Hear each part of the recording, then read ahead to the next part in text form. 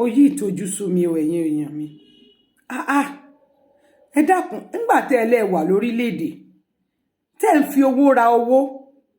tí Emefiele ọ̀ràn àwọn ọlọ́jà ló ń sọ́fà yìí àwọn ọlọ́jà ló ń sọ lọ́rìn yìí ẹ wo gbogbo ọjà bó ṣe bàjẹ́ àwọn ọjà ti bàjẹ́ ẹ tún wọ ẹlẹ́yin tí ẹyin jẹ́ nǹkan tó gbúdọ̀ máa pẹ́ jù nínú ilé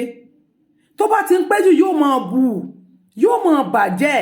ó ní gbèdéke ọjọ́ tí ẹyin gbúdọ̀ lò bí bẹ́ẹ̀ kọ́ ó máa bù ó máa bàjẹ́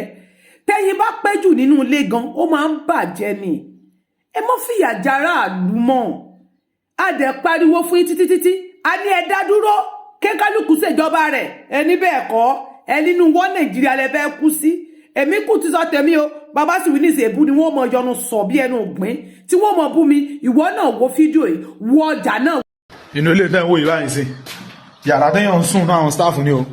aláti withdraw a má ti gbogbo àwọn staff pọ̀ sínú yàrá kan ẹ̀rí ta tó lè rí lo bíbà fi kó ẹyin sí ẹ̀rí ẹ̀yin lẹ́rí tó kúnlẹ̀ yìí kódà gan tó kẹ́yìn sínú kitchen ẹ̀wọ̀ kitchen ẹ̀wọ̀ ẹ̀rí ta tó kẹ́yìn jọ sínú kitchen rà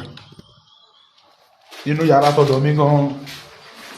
gbogbo sitting room bẹ̀ ẹ̀yin ní gbogbo ẹ̀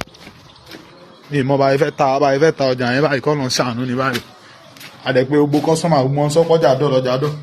kódà gan mo tútù cut price sí 1750 báyìí sí ni àwọn kan ṣẹ̀tún ní kí n gbé díẹ̀ wà fáwọn ẹ̀rí báyìí mo tún lẹ́yìn nínú gbogbo nu pẹ́ẹ̀nì yẹn ẹ̀wọ̀n bá tó sí space ta tó fẹ́ tò sí mo tún kẹ́yìn jọ sínú pẹ́ẹ̀nì ni o